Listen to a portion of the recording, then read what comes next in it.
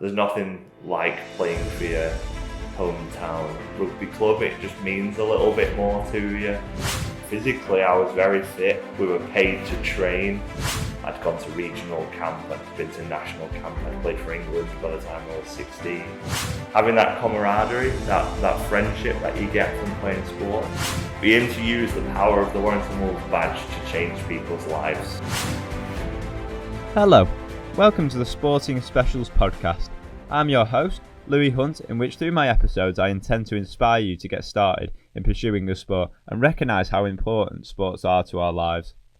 I will do this by bringing relevant sporting guests onto my podcast to share their life stories on how sports have impacted their lives. For this episode, I am joined by Lee Mitchell and we will focus on the sport of rugby. Lee Mitchell is an ex-professional rugby player who now works for the Warrington Wolves Charity Foundation, in which they aim to inspire communities into improving their mental and physical health through getting young to old people taking part in sporting activities which mainly revolve around rugby.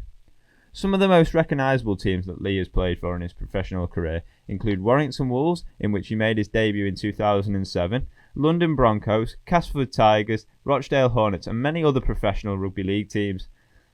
He played in the positions of a prop, second row or a loose forward. In this episode, we will dive deeper into his professional rugby career, in which we will touch on the topics of driving inspiration, dealing with pressure, teamwork, leadership, as well as gathering detail on his new line of work in the Charity Foundation. 40-20 specialist, he's got 1 point specialist as well. Here is Lee Mitchell, he's got Hicks with him, he's out of the tackle, Lee Mitchell to the corner, and it's a fabulous try. It's a fabulous try from Lee Mitchell. There's nothing wrong with the momentum of the tackle because it got him over the line and he rolled over. Lee Mitchell, 19 years of age, this is only his second appearance of the year. He's alongside Matt King there. There he is. Lee Mitchell looking, waiting. A try is given.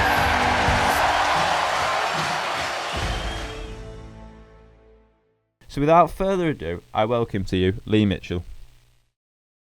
Hi Lee, thanks for coming on the podcast today. So from what I've gathered, you're an ex-rugby player and now work for the Warrington Wolves Charity Foundation. Is that right? It is it. Yeah. So for the first topic, I'd like to talk about driving inspiration.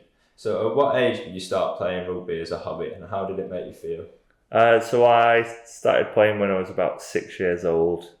My dad took me down to a couple of teams in Warrington at first, and then I ended up at Rylands. Ended up playing there.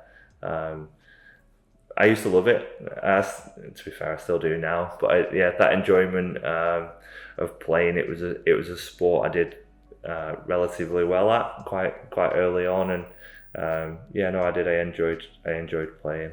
So what other teams have you played for? So as a junior, as a community player, I played for Rylands at first, and then the team that I was in got too many players and we split. And I actually think it was a fallout between parents and coaches. We ended up going to Latchford and we started up the Latchford Albion Unicorns. That was in 1998, I think. And we were the first junior team at Latchford to go through there. So they were my two community teams. What was your favourite professional team that you played for? My favourite professional one was Warrington. There's nothing like playing for your hometown rugby club. It just means a little bit more to you. And I probably I knew I loved playing for Warrington when I did, but I think I only realised how special it was once I'd moved on to other teams, because you don't quite have that same connection to the club. How did rugby impact your physical and mental health? So physically, I was very fit. We were paid to train and told we had to run a certain amount of shuttles and lift weights, and so physically, I always prided myself on being the first in the fitness drills and trying to be the strongest possible. Mentally, I think it was when I was younger, particularly when I was at Warrington. And again, I probably only realised this more so when I was older, but it was quite a challenge playing at an elite level and the pressures that come with that. Yeah. Something that I probably personally struggled with a little bit.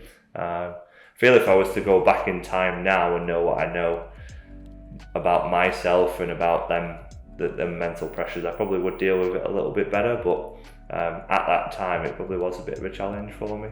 So what was your drive and motivation like while you were trying to make it professional? I watched a lot of rugby. I think I've just got an internal drive. No matter what I do, I want to be the best at it. I want to be good. So I think that's what drove me. That was what my motivation was. I did a lot of training on my own away from rugby teams. So even from an early age, and mum and dad supported me a lot with it, but I had a gym in the garage which I lifted weights, and they got that for me because I'd used to do press-ups, sit-ups and exercise in my bedroom. Like most days after school, I'd go out running on my own. I'd do a 3-mile run just to keep I don't know, because I wanted to be successful. I think I've always had that drive to do that. That must have taken a lot of dedication. Yeah, I think it did. Well, when I look back now, I think, yeah, geez, I was dedicated.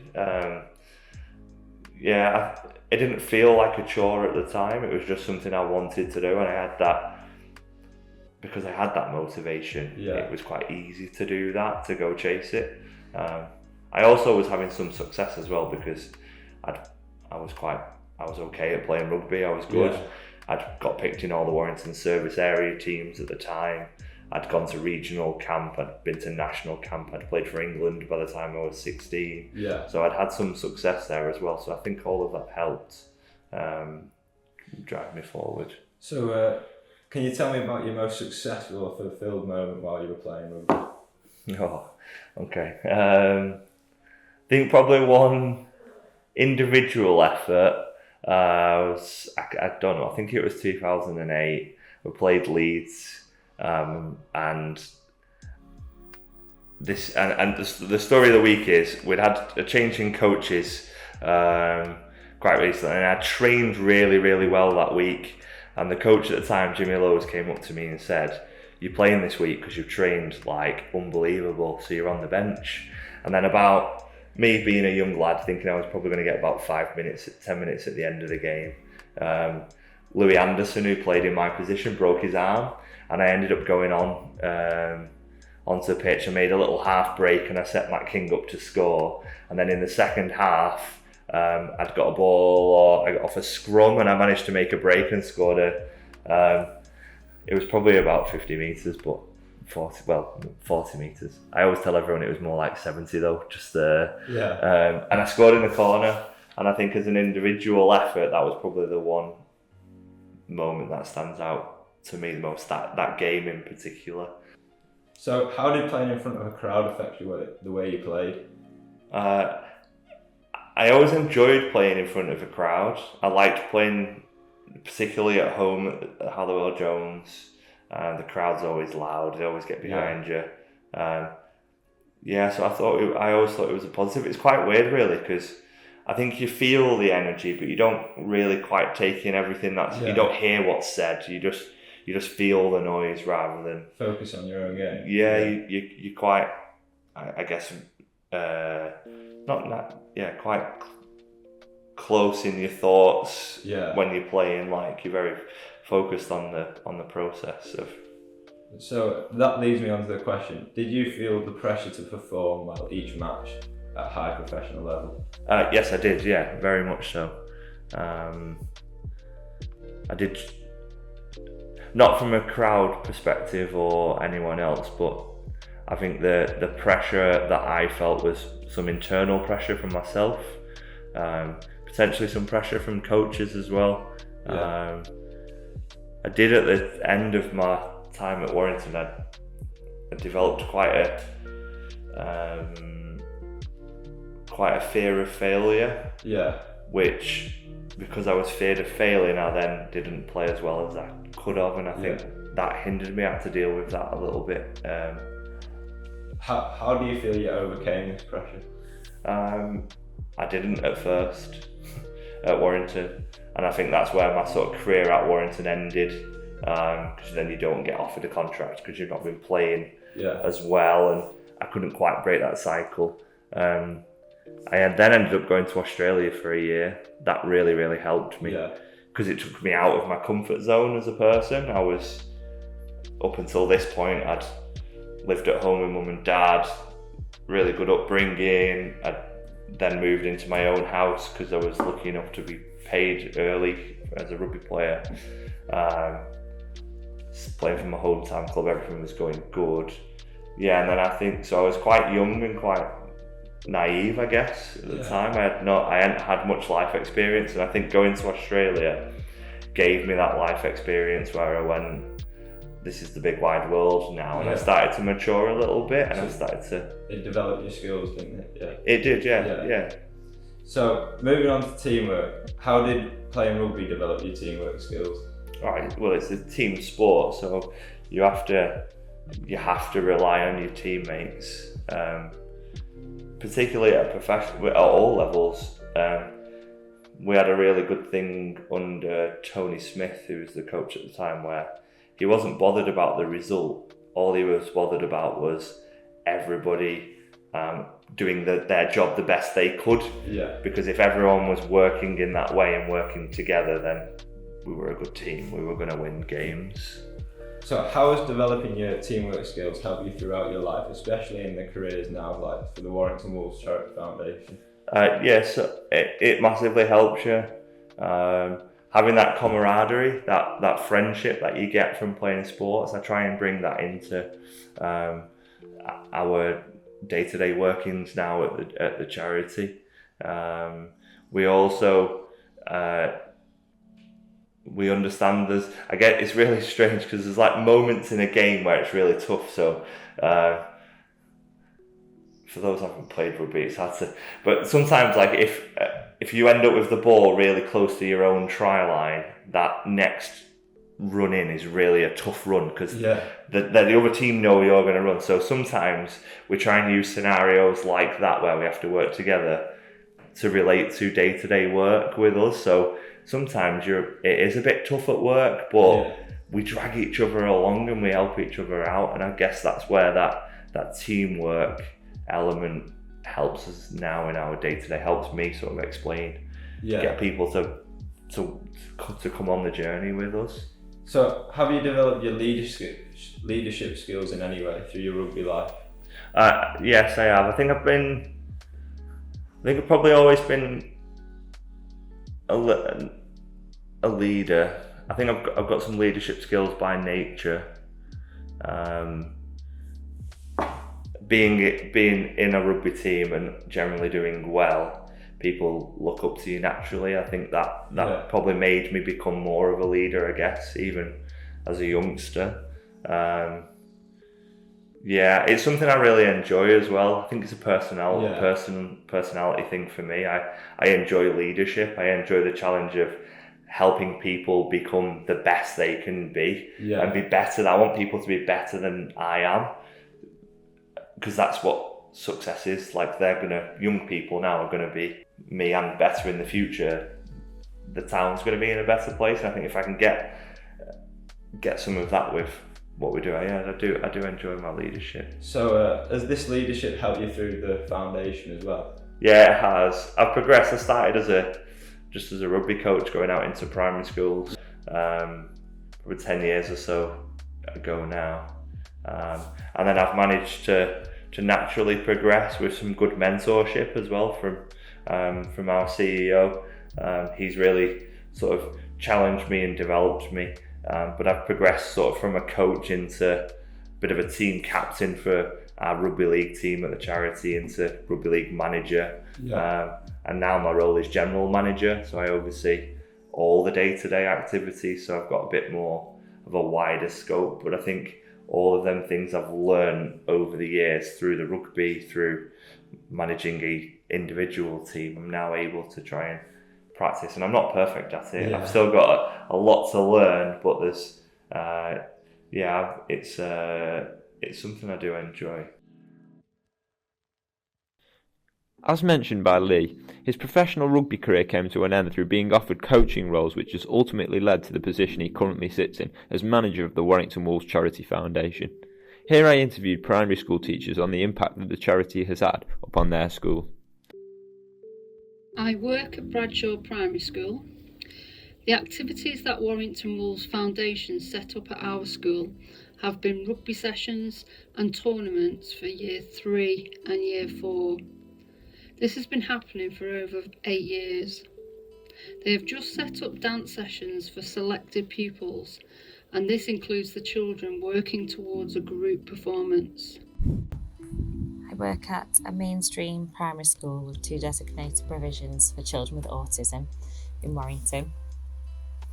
The Warrington Wolves Foundation come in each week and teach the children in one of the designated provisions. They teach them PE. It's an hour session each week, and they do a range of different skills and a range of different sports. In addition, they have delivered assemblies promoting their work and providing information about events in the community. The impact of the Foundation's involvement has been significant in terms of the positive engagement of all pupils in learning rugby skills and general teamwork. In some cases, some children have gone on to play for rugby teams. I am sure the dance sessions will equally engage those involved and boost their self-esteem. The impact it has made on the children, they have grown in confidence and they have grown in their ability in sports, and they are able to deal with winning and losing much better. One word I would use to describe the work of the Foundation is inspiring. One word I would use to describe the Warrington Wolves Foundation is inclusive. For this next part of the interview with Lee Mitchell, we will focus on the Warrington Wolves Charity Foundation and his work included with this. So, first of all, how did you get into it? So I got into it. When I'd finished playing in Australia, I came back and Whitehaven offered me a contract. No, Whitehaven. Yeah. Up in Cumbria. They offered me a rugby contract there. It was only part-time, so it was part-time rugby. They said, why don't you come along and do some sports coaching for us in the schools? And that was my first taste of community activity, charitable activity, alongside a rugby club. So then I really took to it, I really enjoyed it. I probably had one of my best rugby playing years at Whitehaven at that year. I played really well on field, and I think a lot of it was because I was really enjoying the off field, the coaching in the schools, and they got me qualified, and I managed to set up a couple of little programs for them, and I naturally quite took to it. As that year was progressing, Warrington, a job came available, so I applied for the job and got the job working with them, and I've been here since. So do you believe at Whitehaven that developed your skills in order to go into Warrington? Yes, it did. It gave me a taste of what that, because I had no idea what that charitable work was like, or coaching. I probably had an interest in coaching. I think I'm quite a thinker, so even when I was playing, I was always trying to coach myself, or I guess in some of that leadership, help others be the best they can be, get better, help each other grow. So I think I probably always had a bit of a thing was, once I'm finished playing rugby, I'm going to go be a coach. I was probably more thinking coaching as a head coach. But the taste of the work in the community in Whitehaven, so I was like, actually, I really like this. I can make a difference. Yeah. So that's what made you want to pursue it, was it? Yeah. So can you give me a brief overview of what the Charity Foundation aims to do to help people? So we aim to use the power of the Warrington Wolves badge to change people's lives within our town. That's our overview. We do that at the moment through predominantly 3 departments. It's going to be 4 very soon, but we have a disability team. They work with 200-300 disability participants every single week at numerous times through sporting activity, art, dance, theatre, and we've got a really nice community there and some really fantastic staff who support them. We have a rugby league team who deliver everything from rugby to 2-year-olds to walking rugby to 80-year-olds, and all our performance programs, the stuff at Priestley, secondary school competitions, anything rugby league in this town, we are supporting with or delivering ourselves. And then the other area of work is health and well-being, which again is a growing team for us. We do a lot around the elderly at the moment. So we have mature movers, we have in the sheds, which is a reminiscence session for people with dementia and also people who are in care homes. And we have a couple of men's mental health initiatives. The first one being Offload, so that's a mental fitness program for 6 weeks. That's everyone's starting point with us on the mental fitness journey. And then we have a series, a group of activities afterwards that people can join once they've been through Offload, which is walking rugby. They're doing a walk and talk at the moment. They go for curries once a month with each other. And that's a bit of a community there as well, where blokes are supporting each other to be better. And I think that's, in a nutshell, sort of that's what we do and how we do it. So how do people get involved with that then? So we try, it's open to everyone. I think there's one of the really powerful things about rugby league at the moment is literally anybody can be involved. It's so inclusive. Whether you've got a physical disability or a disability that means you're a wheelchair user, you can still take part in our sport. So if people want to get involved, they generally reach out. It's to us, and they can contact us, and we can, if they've got something, we can point them in the right direction to what programs would suit. Word of mouth really helps us. People telling other people. Recently just invested in social media manager, so he's been with us now just over 6 months. So I think we felt it was really important for us to showcase some of that, some of them stories on social media better. So that's how people can get involved. People can volunteer with us as well. You don't have to be a participant. It might be that someone's got a bit of time on their hands, or they want to build their CV up. Like, we do have lots of people who come to us, and then we might be able to say, actually, what's your interest? Oh, you've got a relative with a disability, why don't you go and support the Learning Disability Rugby League team? We can match that up so people can help and be involved with us. So what does your work look like on a day-to-day basis? So on a day-to-day basis, I support the 3 team leaders, the health and wellbeing, disability and rugby league team leaders, to ensure that they've got everything they need so that they and their teams can be successful and we can continue to grow. So that's a large part of what I do. I'm also working with our CEO at the moment from a strategic angle, because our sort of next steps on our journey as a charity is we want to grow.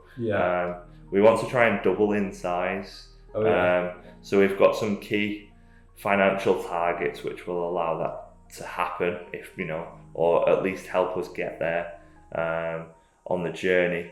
We also want to grow our staff, so I'm looking at how strategically we train staff to develop their skills, get them to be more confident, competent in areas, and also looking at what funding pots are available outside of what we're doing. So a little bit of what I'm doing at the moment, where I mentioned our 4th department, we're going to go for like a youth engagement education type role for it'll be working with children who are on the risk of, or at risk of, falling out of education in year 8 or 9, or potentially could end up in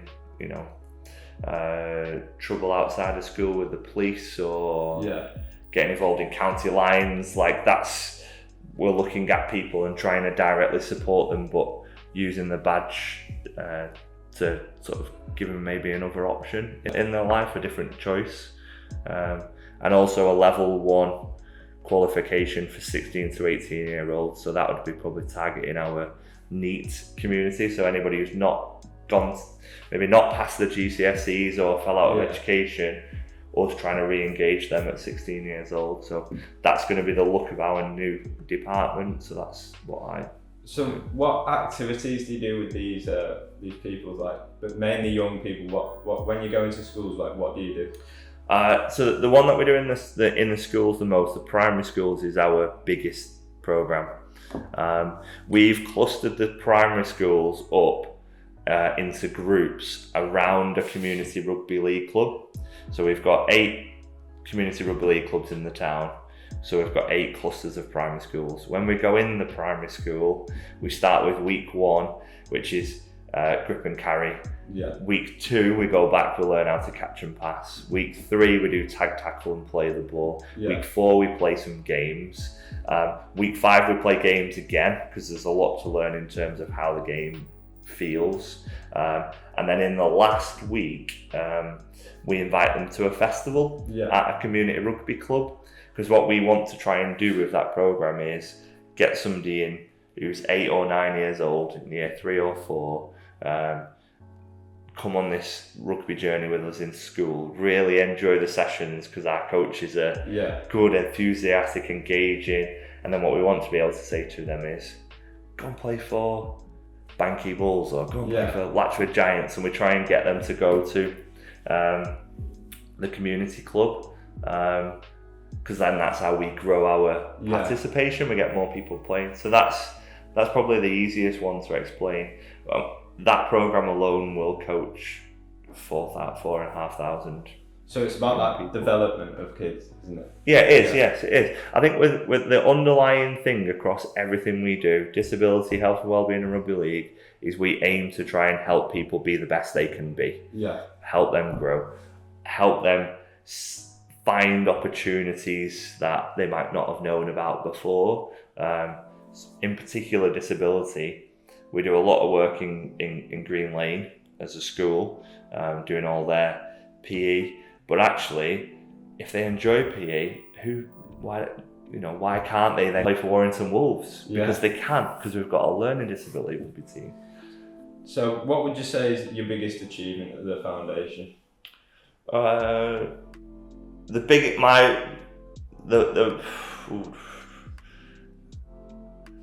There's probably a couple. Like a personal achievement. Any achievement. Yeah. Whether it's a group or personal. I'm going to use this one. I think there's 2. I'm really, really proud of what we've developed at Priestley College. I think the rugby program's there. We've got 2 rugby teams, a female rugby team now, and a relationship with Priestley. That's one. The other one that I'm probably really proud of is seeing Leon Hayes play. As a young Warrington lad, play first team and do so well, because we've been working with Leon, and I'm not saying Leon's got to where he's got to because of us, he's not, but we've been part of his journey definitely since he was in year 4 or 5. He's been on holiday camps with us, he's been to our development sessions, he's been played in we've coached him in school, he's been in all our school's competitions and finals, and seeing him progress now, become a first team player and do really, really well, and see the crowd get behind him, that makes me feel like quite proud about that. So for the last question, I want to find out, how do these activities hosted by the foundation, how do you track the success of that? Good question. So we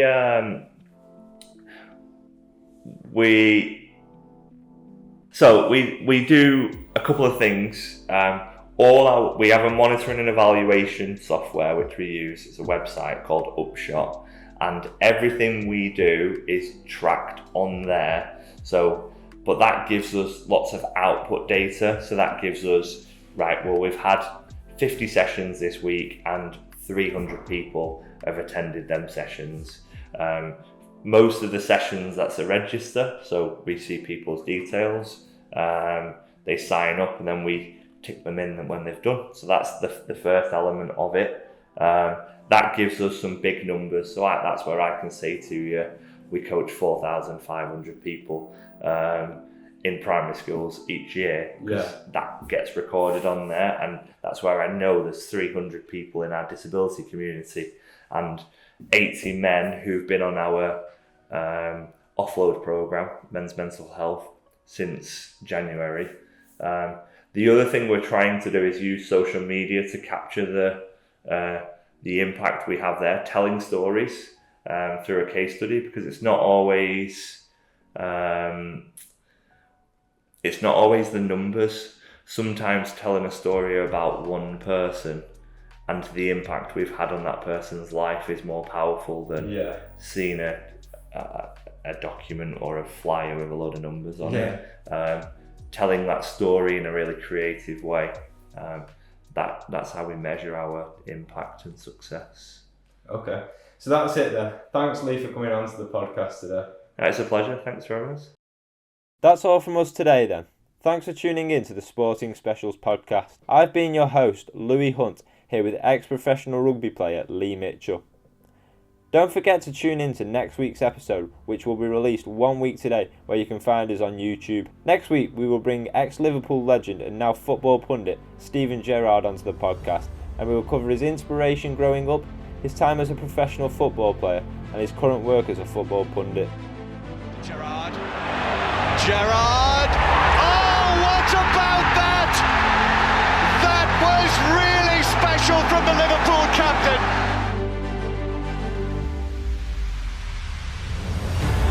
Header, but Gerrard! Oh, you beauty! What a head, son! What a head!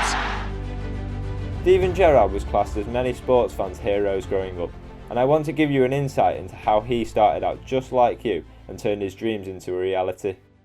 It's goodbye for now then, take care.